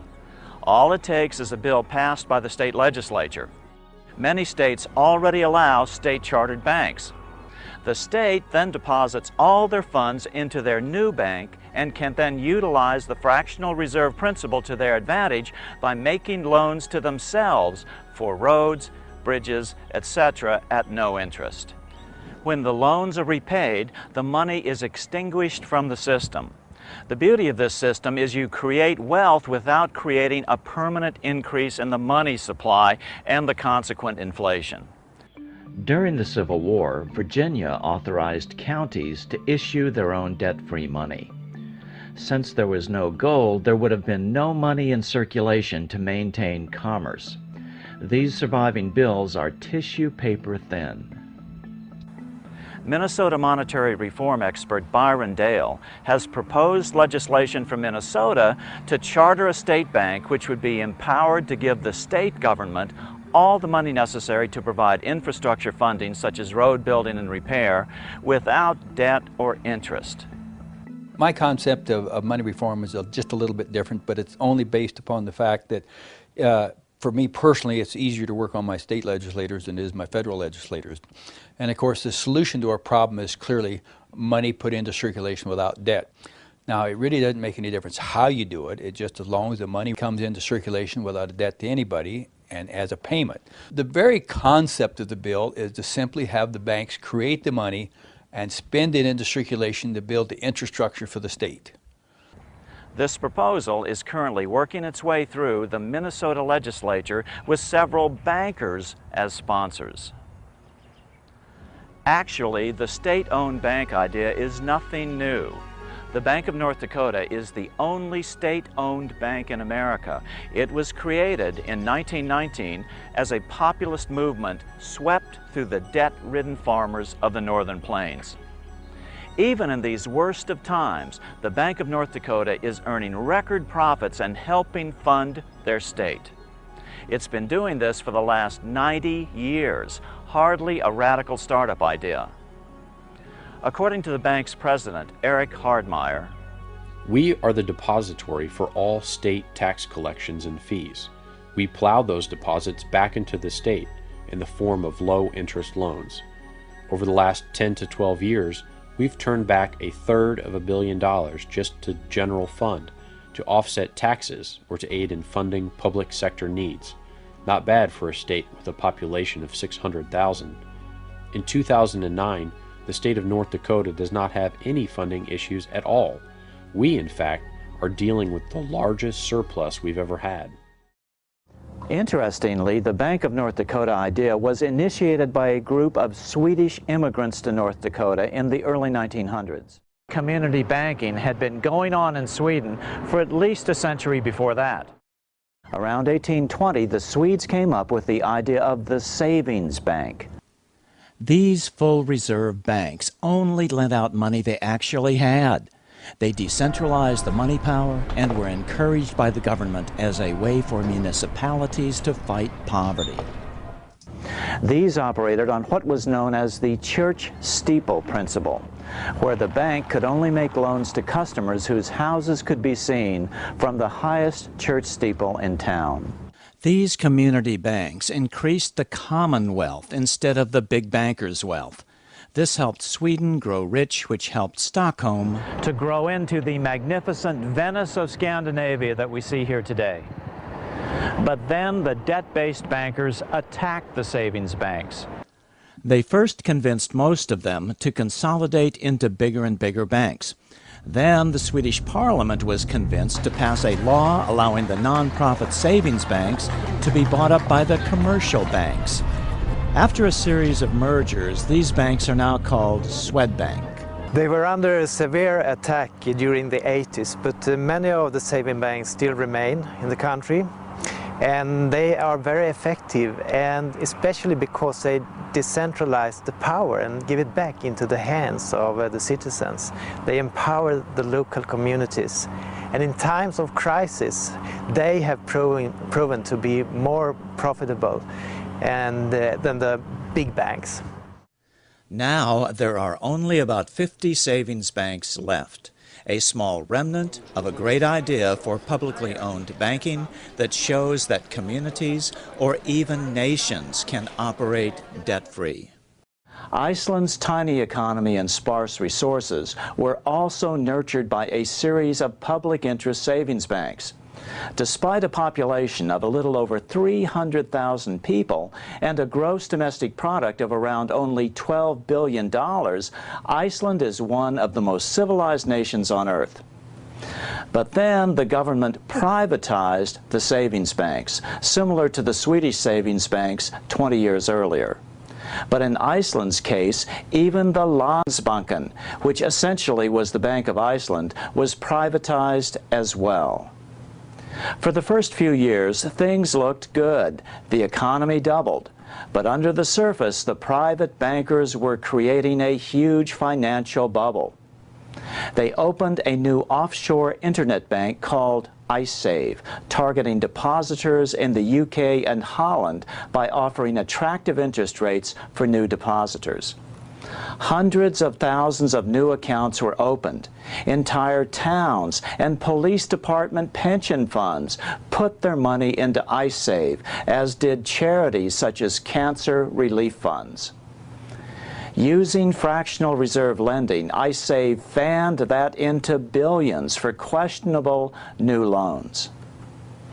IceSave started investing in European ventures, especially in Russia. Many now believe that IceSave actually became a money laundering operation for the Russian mafia, all the while trading on the good reputation for solid banking Iceland had built up over the previous decades.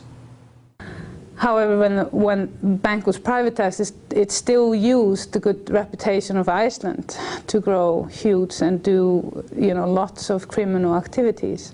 And the owner, Björgólfur Thor, he became one of the rich boys in the world really quickly, one of the billionaires. I've seen documents linking him to the Russian mafia and his father. One oligarch that fled to the UK confirmed that Iceland was used as a money laundering machine for the Russian mafia. When the crash came in 2008, the big Icelandic banks quickly failed. In the 5 years' time they were privatized before the collapse, they actually grew 10 times the Icelandic GDP. And when it collapsed, you can imagine how huge the collapse was, because they collapsed onto the shoulders of the nation or the taxpayers. The Icelandic parliament at first poured enormous amounts of taxpayer money into them to try to save them, but they still failed.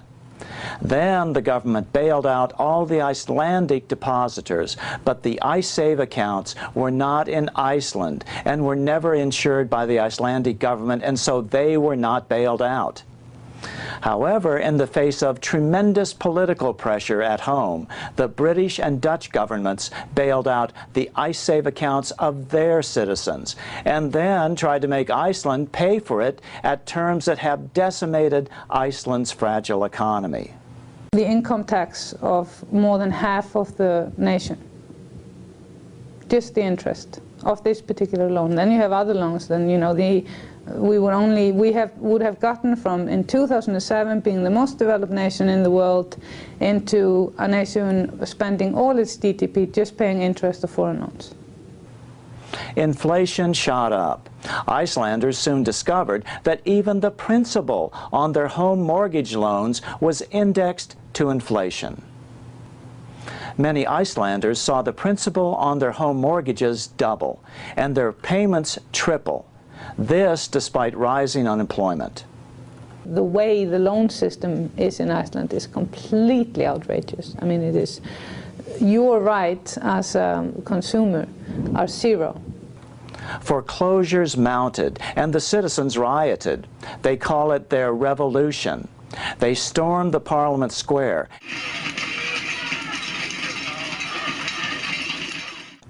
The president was forced to call for a referendum. 93% of the people voted not to bail out the bankers. The Brits aren't exactly as shining lights here about how to handle international relations. It's one of the worst conducted, most absurd things I've seen in a long time, really. I mean, it's obvious that the Icelandics cannot afford to pay this money back. What we've just seen is a first anti-bailout tax revolt here. Now the ruling party is trying to convince Iceland to join the European Union to be eligible for loans to save its economy. The people, however, seem unconvinced that more and more debt is the solution. Iceland now seems determined to take back their money power and not take on more national debt.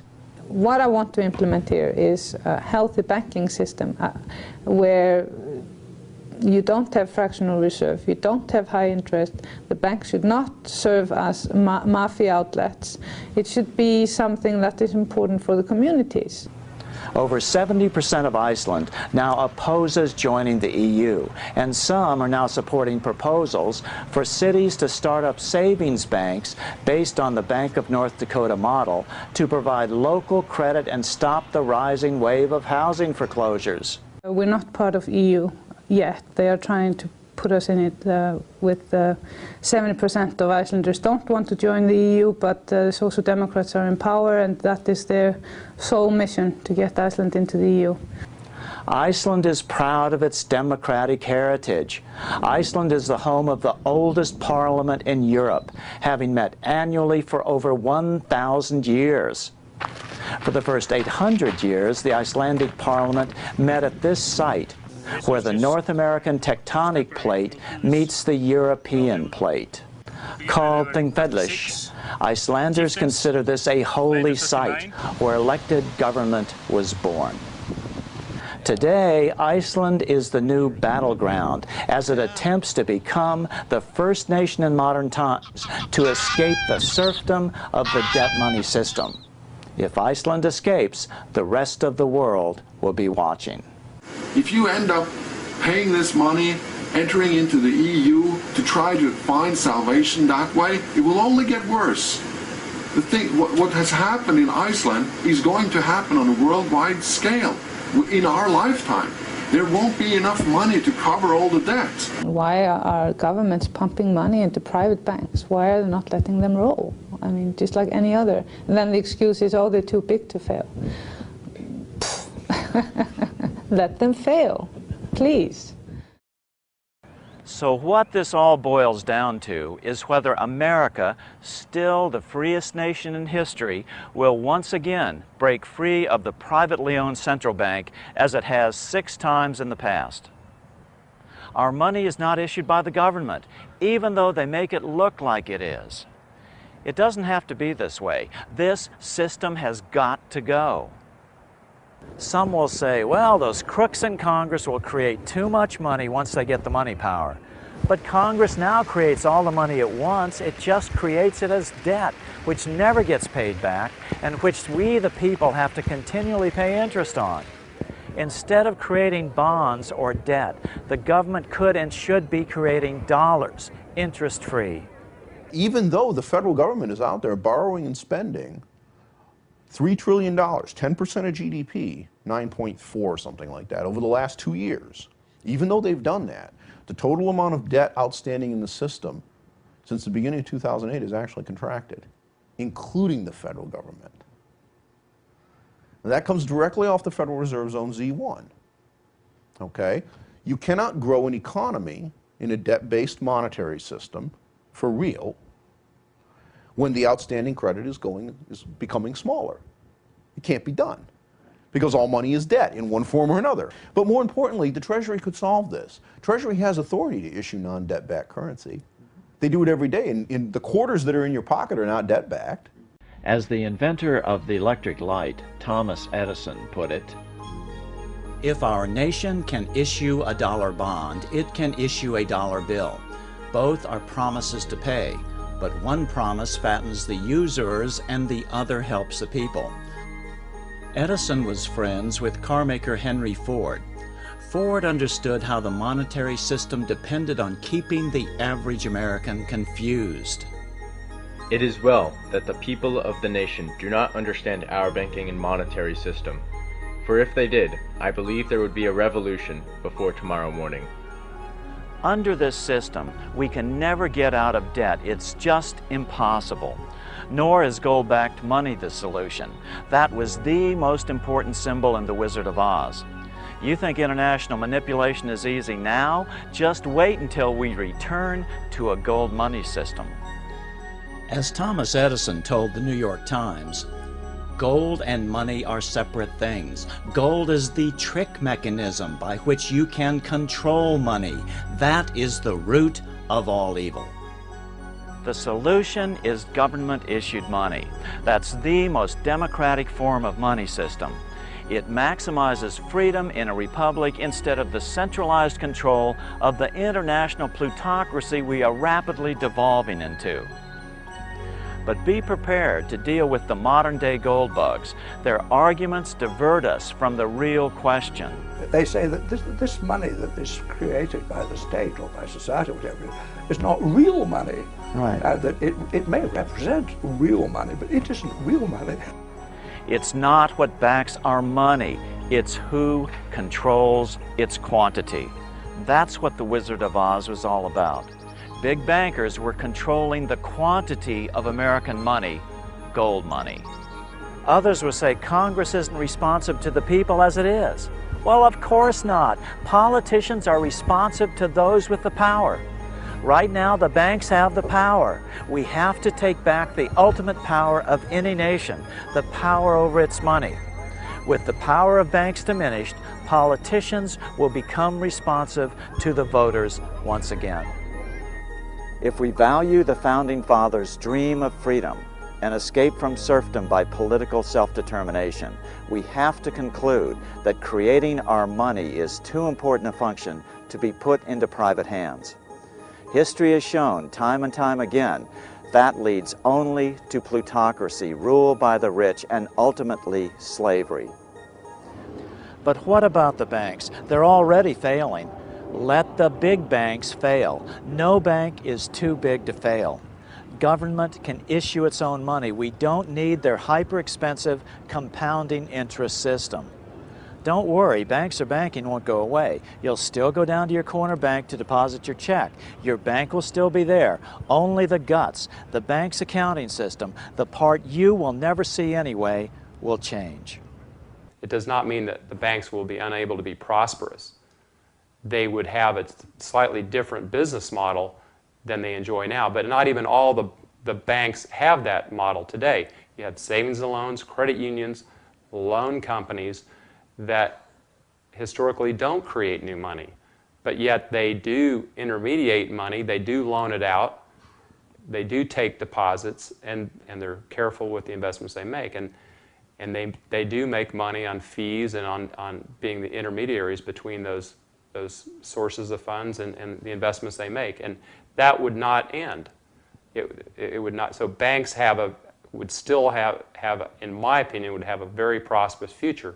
All we need in the face of this oncoming first depression of the 21st century is a little education. We can make this the new civil rights movement, the new human rights movement. Nations of the world, the same applies to you. Virtually every nation now labors under the same monetary system. All money is created at interest, as a debt. Once again, we're falling for the bankers' threats of economic collapse, just like when Andrew Jackson tried to kill the Second Bank of the United States. It's nothing but pure extortion, world extortion. Let them fail. Remember, all this money we're giving them is at interest. Money we are borrowing to give to the banks. Then these very same banks have the audacity to loan this money back to us at more interest. This system has got to go. I think it'll be a very big change. I think it will be actually an essential change, looking to, let's say, the next 100 years or so, in the survival of our species. Absolutely. To get this thing straight.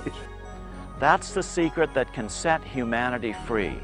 Our children won't be saddled with any more national debt. That's right, no more national debt. That term will cease to exist. And don't fall for the argument that those rascals in Congress will spend too much money if they get the power to create money. Look at what they're doing now. They aren't spending it, they're just borrowing it, then giving it away. It can't get any worse.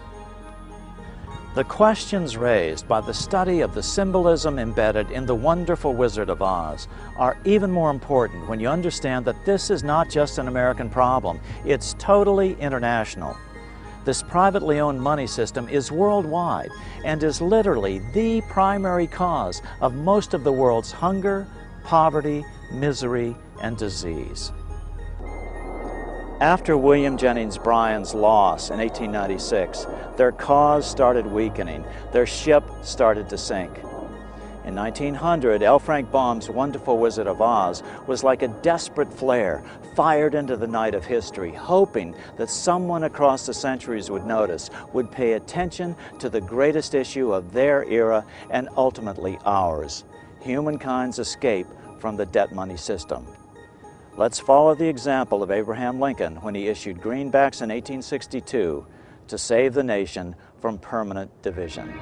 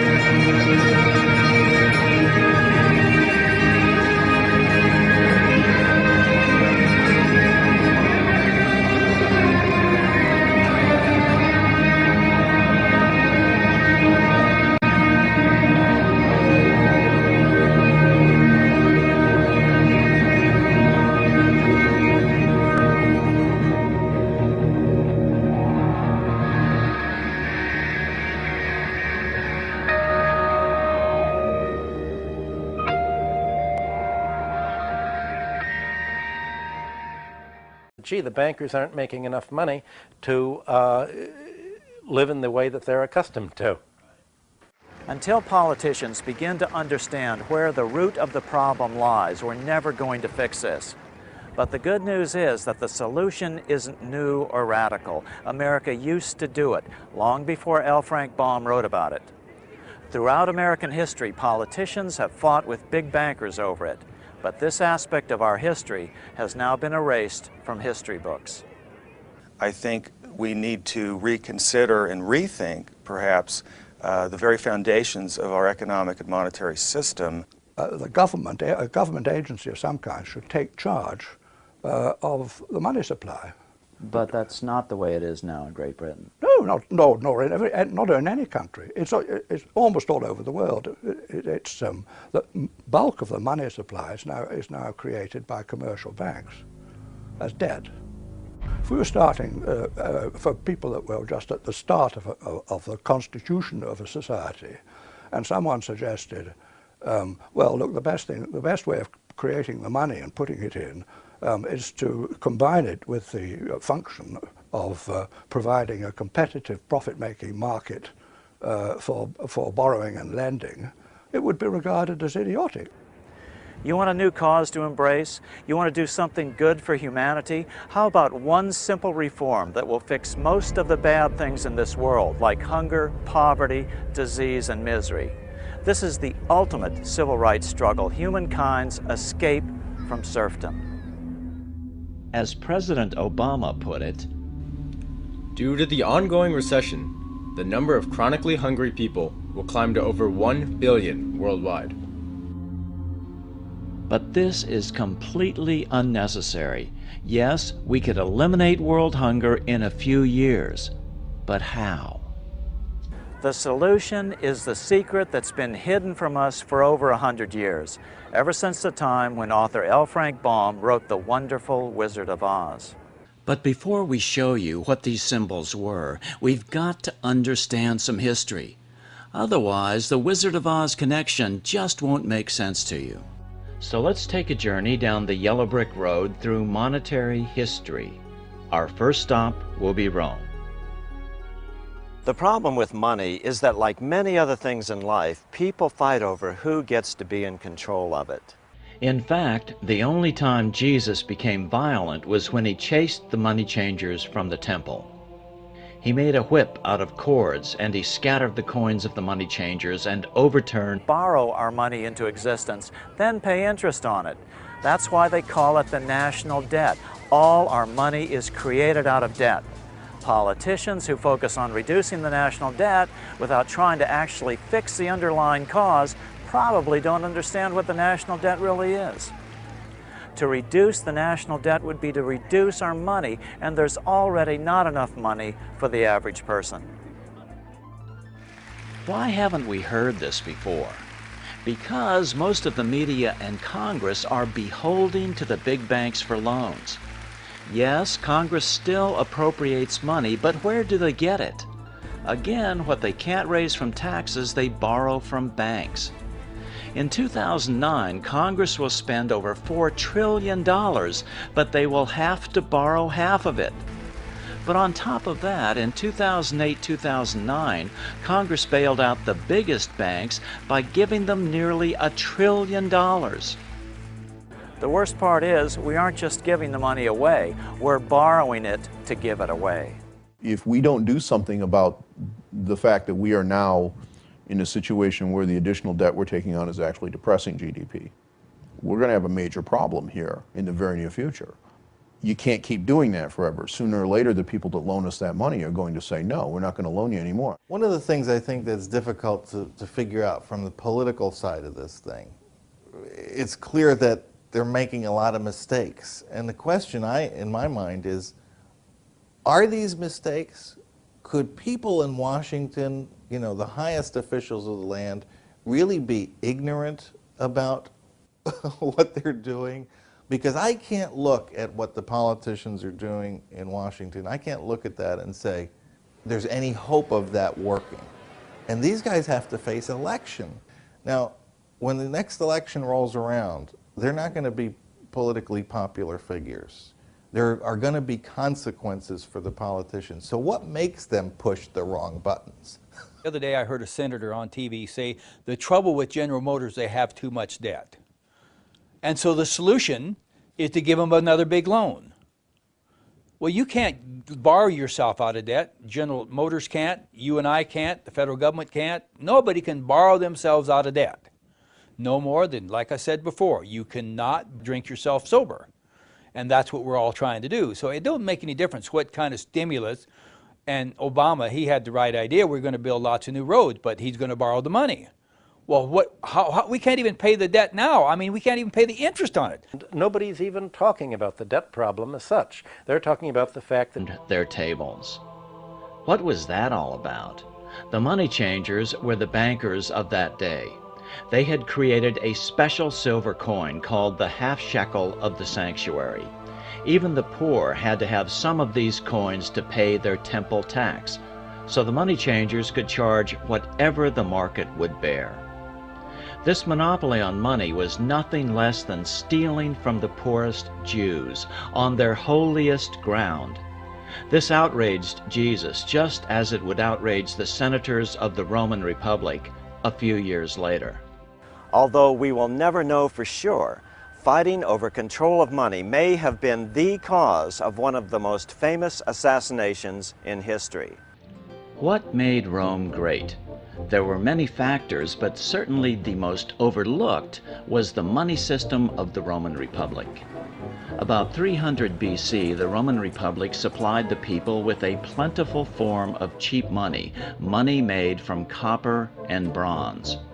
Then they spent this cheap money into the economy. It was a revolutionary idea. Today, opponents of this money system call it fiat money, money not backed by precious metals. But what the Roman Republicans had discovered was that it doesn't matter what backs the money. All that matters is who controls its quantity. Did it work back then? It was amazingly effective. Unlike today, it was a money system created without debt to the government. This was the first great experiment in wresting the money power from the goldsmiths. This cheap form of money circulated for the benefit of all citizens equally, not just the usual gold coins, which always benefit the rich. With this new, plentiful supply of money, real wealth flowed to the common man. Without the use of either gold or silver, Rome became mistress of commerce of the world. Her people were the bravest, the most prosperous, the most happy, for they knew no grinding poverty. Her money was issued directly to the people and was composed of a cheap material, copper and brass, based alone upon the faith and credit of the nation. With this abundant money supply, she built her magnificent courts and temples. She distributed her lands among the people in small holdings, and wealth poured into the coffers of Rome. But then, suddenly Julius Caesar changed the Roman money supply drastically. He started minting gold coins with his image on them. Then he declared himself emperor for life, putting an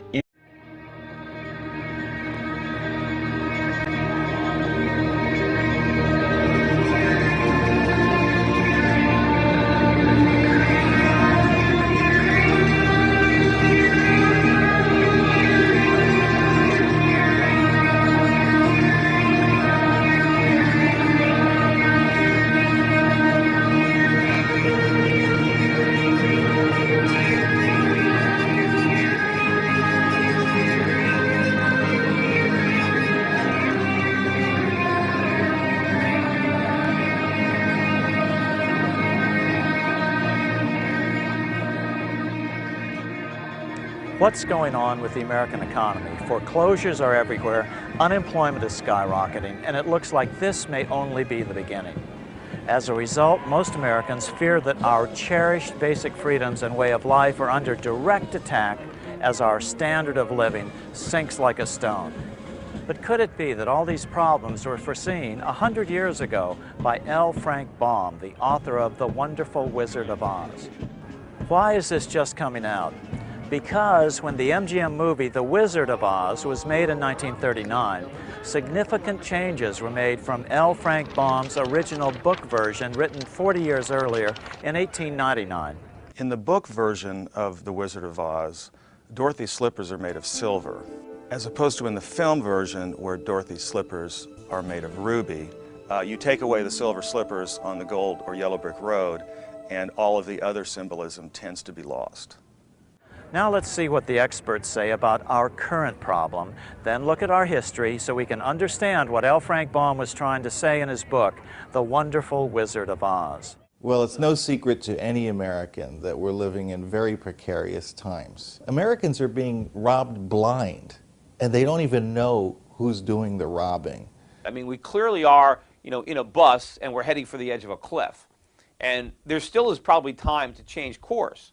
The only problem is the people driving the bus don't realize that there's a cliff there yet. If the problem that's grinding the economy to a halt is too much debt, and if nobody in the government, in either party, is looking at solving the debt problem, then the answer is it's going to go into a depression as far as the eye can see. And so we're going to have a massive recession, or let's call it a depression, while the economy rebalances away from a service sector economy towards a good producing economy, away from a borrow and spend economy to a save and produce economy. That's what we need to do. We can't get from where we are to where we need to be without a severe depression. What can government do? The sad answer is, under our current monetary system, nothing.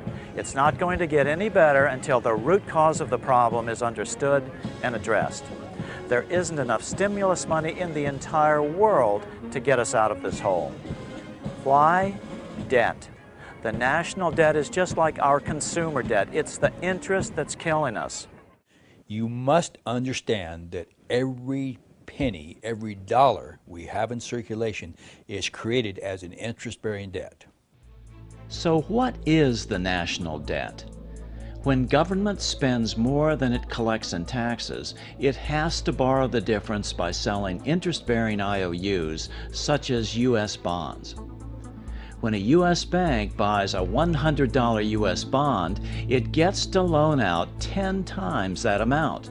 So the bank not only gets back the $100 plus interest from the federal government, it gets to loan out another $1,000 it doesn't have and charge additional interest.